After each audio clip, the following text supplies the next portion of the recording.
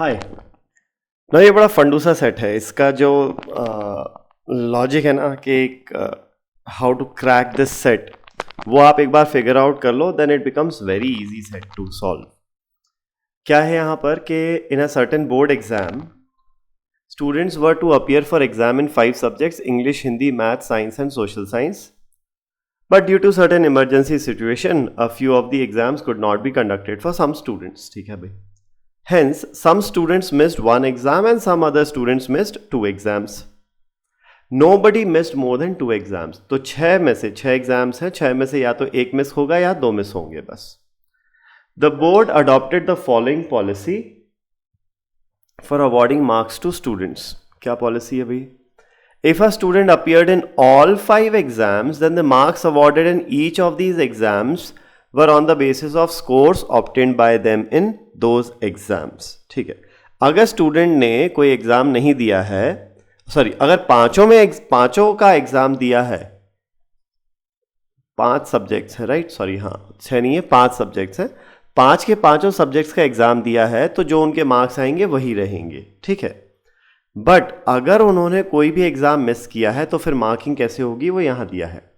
If a student missed only 1 exam, then the marks awarded in that exam was the average of the best 3 among the 4 scores in the exams they appeared for.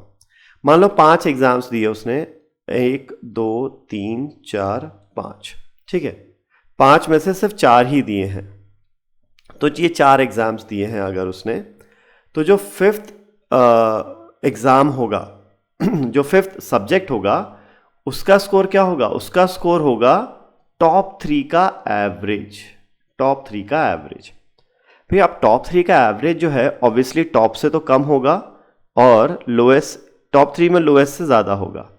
तो वो जो 5th subject का marks होंगे ना, वो या तो second highest हो सकते हैं या थर्ड हाईएस्ट, या फिर हाँ सेकेंड हाईएस्ट या थर्ड हाईएस्ट ही हो सकते हैं। जैसे कि फॉर एग्जांपल एल्वा के बारे में बात करें, एल्वा के मार्क्स को हम इंक्रीजिंग, और एल्वा नहीं इन जनरली ले लेते हैं। मान लो 4 सब्जेक्ट्स में जो दिए हैं, किसी ने 4 सब्जेक्ट में का एग्ज़ाम दिया और स्कोर आया 90, 80, 70 एंड 60, लेट्स से ये स्कोर आया। ठीक है, अब जो 5th सब्जेक्ट का स्कोर होगा ना, वो क्या होगा? टॉप 3 का एवरेज। टॉप 3 क्या हो गया? 90, 80 एंड 70 का एवरेज। 90, 80, 70 का एवरेज 80 होगा, तो जो 5th सब्जेक्ट है उसमें मार्क्स होंगे 80, तो क्या हो गया? सेकेंड हाईएस्ट हो गया, राइट। मान लो अगर ये 80 की जगह टॉप 3 में ये हो जाता 85, अब क्या होता? अब जो टॉप 3 के एवरेज है वो कितना आ जाएगा?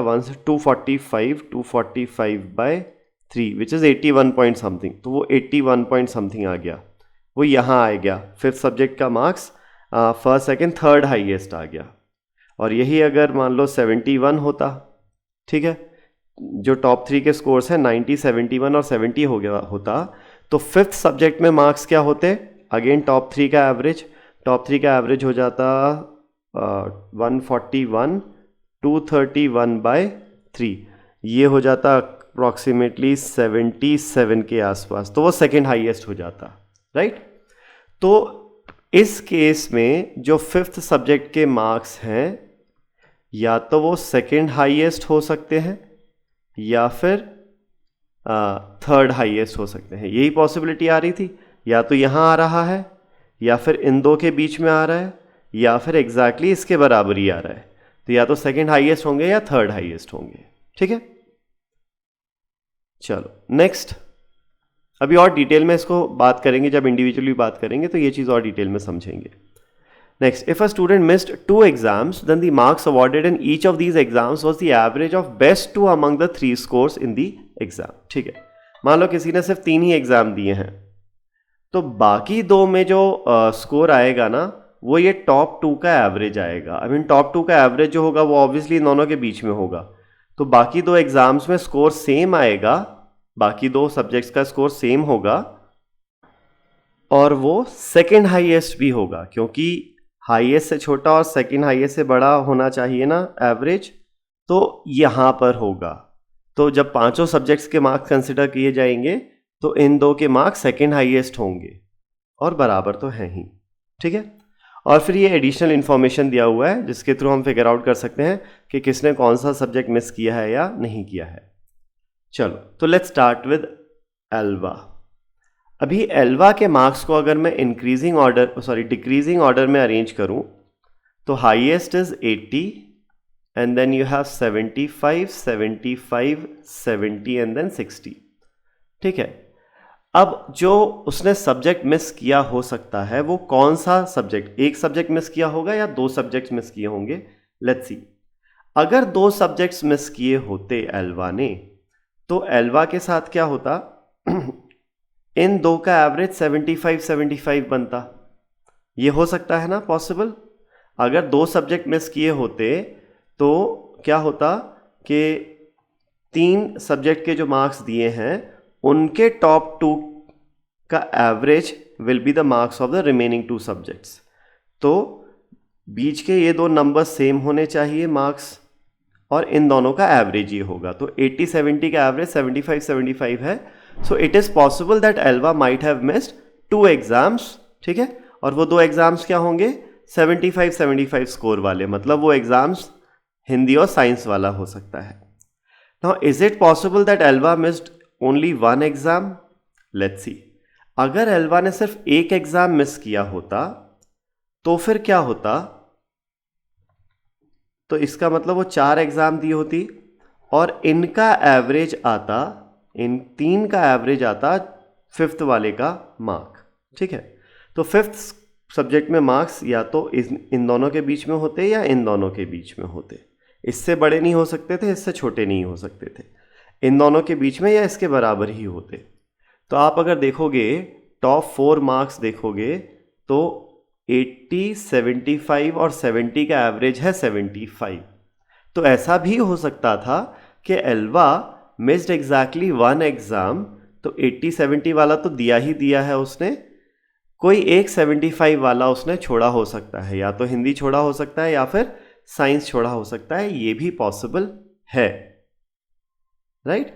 So for example if Elva wrote English का एग्ज़ाम 80 का, साइंस का exam 75 and she wrote maths का एंड सोशल साइंस, ये तो लिखे हैं। तो अगर उसने ये 4 एग्ज़ाम लिखे हैं तो जो 5वां एग्ज़ाम है उसका स्कोर क्या होगा, 80, 75 और 70, इन तीन का एवरेज, जो टॉप 3 लिखे हैं उनका एवरेज। तो 80, 75 और 70 का एवरेज 75 आएगा। तो ये हो गया फिफ्थ मार्क्स के सब्जेक्ट। तो ऐसा भी पॉसिबल है कि Elva might miss only 1 exam and it is also possible that Elva might miss both of these exams. तो दोनों चीज़ें पॉसिबल हैं। तो इसको मैं अलग से लिख लेता हूँ। तो एल्वा कुड हैव मिस्ड 1 और 2। अगर दोनों होंगे तो ये दोनों होंगे, और एक होगा तो इन दोनों में से ही कोई एक होगा। Next let's look at for Bithi. Bithi के मार्क्स को अगर मैं डिक्रीजिंग ऑर्डर में अरेंज करूँ तो 90, 85, 85, 80 एंड 55 आ रहा है। तो नंबर से मतलब नहीं है एक्चुअली, मतलब है ये ऑर्डर से। ये दो मार्क्स सेम आ रहे हैं 85, and we know 85 is average of 90 and 80। 90 और 80 का एवरेज 85 होगा। तो for Bithi also it is possible that Bithi ने 85 और 85 ये दोनों सब्जेक्ट मिस किए हों, मतलब 90, 80 और 55 वाले सब्जेक्ट्स दिए हैं, सिर्फ 3 सब्जेक्ट्स दिए हैं, तो बाकी 2 में एवरेज होगा टॉप 2 का एवरेज, बाकी 2 के मार्क्स होंगे टॉप 2 का एवरेज, 90 80 का एवरेज 85 85, ये हो सकता है। या फिर ये हो सकता है कि बिथी रोट 90, 85, 80 और 55 ये 4 सब्जेक्ट्स उसने लिखे, उसमें फिर जो फिफ्थ सब्जेक्ट मिस किया उसमें उसके मार्क्स होंगे 90, 85 और 80 का एवरेज। तो 90, 85 और 80 का एवरेज 85 होता है। So for Bithi also it is possible that Bithi either missed 1 exam और Bithi could have missed 2 exams as well. ठीक है। इन पॉइंट्स पर आते हैं, पहले ये पूरा देख लेते हैं अभी अपन। ठीक है। नेक्स्ट काल के लिए चेक करते हैं। काल के मार्क्स हैं 100, 90, 90, 80 एंड 75। नाउ फॉर काल ऑल्सो सेम सिचुएशन आ गई जो ए और बी के लिए थी। अगर कार्ल ने सिर्फ 3 सब्जेक्ट्स लिखे हैं तो वो 3 सब्जेक्ट्स क्या रहे हो सकते हैं, 100, 80 और 75 वाले। तो 100 और 80 का एवरेज होगा 90 90। तो तो 90 मतलब सोशल साइंस और मैथ्स उसने मिस किया हो सकता है। या फिर ऐसा भी हो सकता है दैट कार्ल रोट 100, 90 एंड 80 वाले एंड 75, ये 4 सब्जेक्ट्स लिखे उसने, तो जो 5th सब्जेक्ट उसने मिस किया है उसका एवरेज होगा, उसके मार्क्स होंगे 100, 90 और 80 का एवरेज। 100, 90 और 80 का एवरेज 90 ही आ जाएगा। So for Carl also it is possible that Carl missed either 1 और 2 एग्जाम्स। 2 मिस किए होंगे तो ये दोनों होंगे, 1 मिस किया होगा तो इनमें से ही कोई एक होगा। नेक्स्ट दीप पर आते हैं। दीप के लिए अगेन वही सिचुएशन है एग्जैक्टली जो कार्ल के लिए है, 100, 90, 90, 80 एंड 70। तो आप समझ रहे होगे कि ये जो लोएस्ट मार्क्स है ना, इससे तो कोई फर्क पड़ ही नहीं रहा। This is immaterial to this whole set, lowest marks वाला। ठीक है, तो इसमें भी क्या हो जाएगा, ये टॉप 4 मार्क्स तो वैसे ही हैं जो कार्ल के लिए हैं, मतलब दीप ने भी इन दोनों में से कोई भी एक या दोनों सब्जेक्ट मिस किए हो सकते हैं। So Deep could have missed science and Hindi में से या तो कोई एक या दो, तो 1 और 2 दोनों पॉसिबल है। नेक्स्ट ईशा के लिए आते हैं। ईशा के मार्क्स अगर डिक्रीजिंग ऑर्डर में अरेंज करें तो 95, then you have 85, then you have 80, 60 and 55। अब यहाँ पर तो क्या हो रहा था, अब तक सब जगह मार्क्स बीच के ये 2 सेम आ रहे थे। पहली बार ऐसा हुआ जब अलग अलग आए हैं, 4-5 मार्क्स अलग हैं। तो चलो देखते हैं इसमें। Isha definitely could not have missed 2 exams, ये तो श्योर है, राइट? क्योंकि अगर 2 एग्जाम्स मिस किए होते तो उन दोनों का स्कोर सेम होना था, तो वो तो हो ही नहीं सकता। तो that means Isha could have missed at max 1 exam, सिर्फ एक एग्जाम वो मिस कर सकती है, ठीक है ना? अच्छा, यहाँ पर इन चारों के लिए ये भी पॉसिबल है that they missed none of these exams. ये भी पॉसिबल है कि भाई उसने ये 5 एग्जाम दिया और 5 में यही स्कोर आया। तो 0 is also possible that they missed 0 exams. Isha की बात करते हैं आप।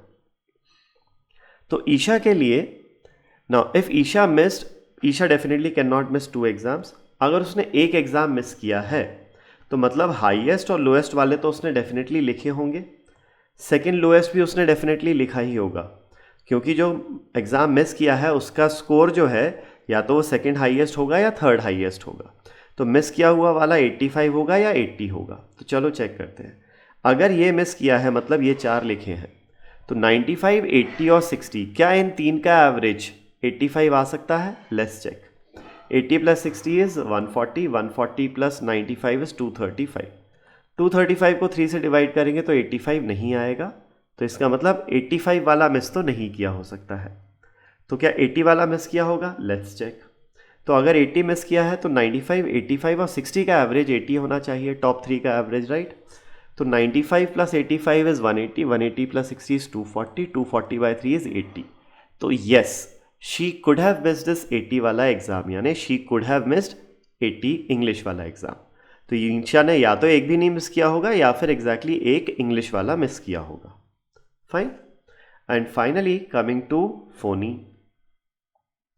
फोनी की अगर बात करें तो फोनी के मार्क्स को अगर डिक्रीजिंग ऑर्डर में अरेंज करें तो 88, then you have 83, 83, then you have 78 and 72।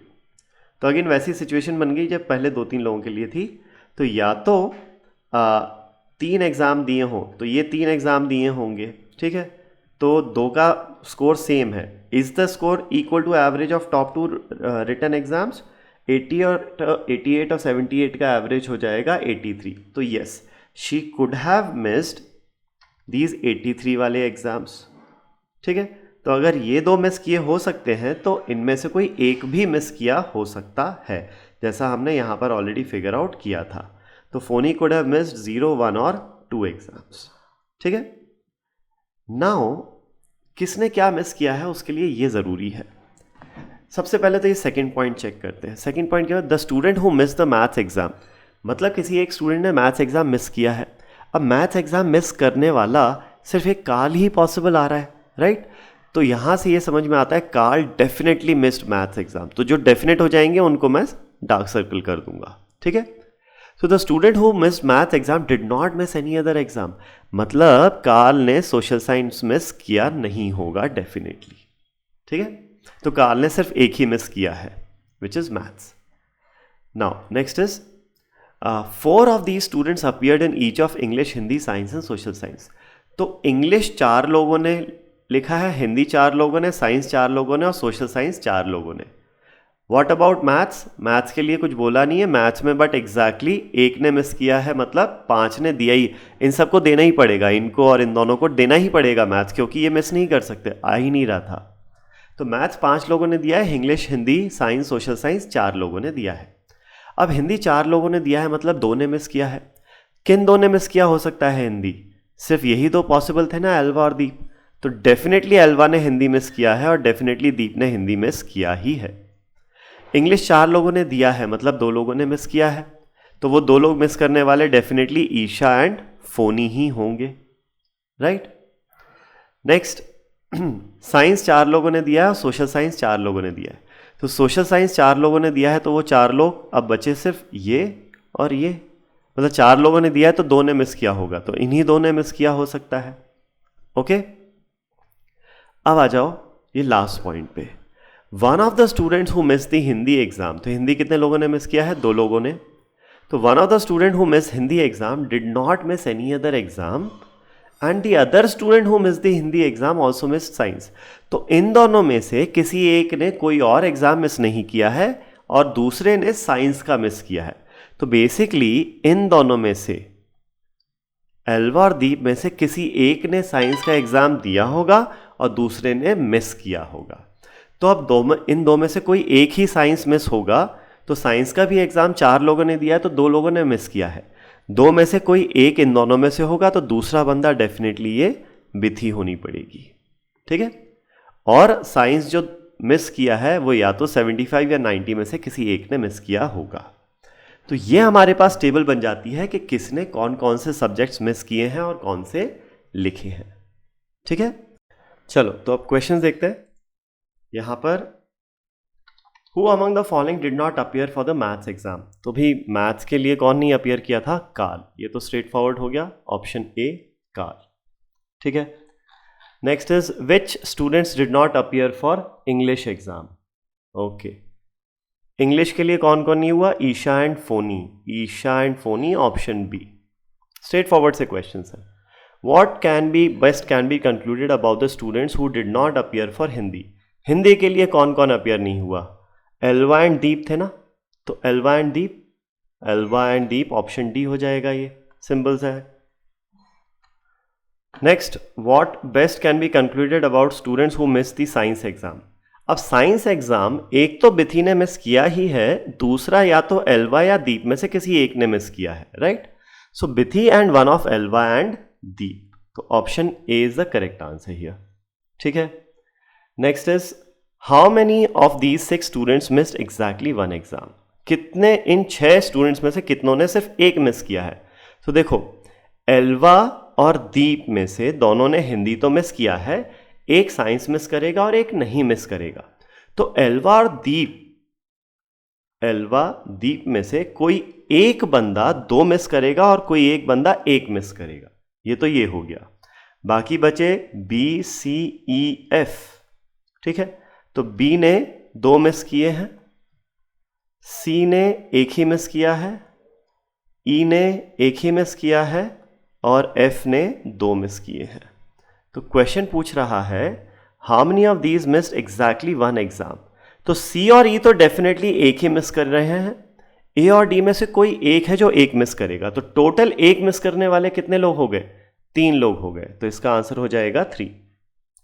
Next, for how many students can we be definite about exams they missed. कितने लोगों के लिए उन्होंने एग्जाम जो मिस किए हैं वो डेफिनेट है?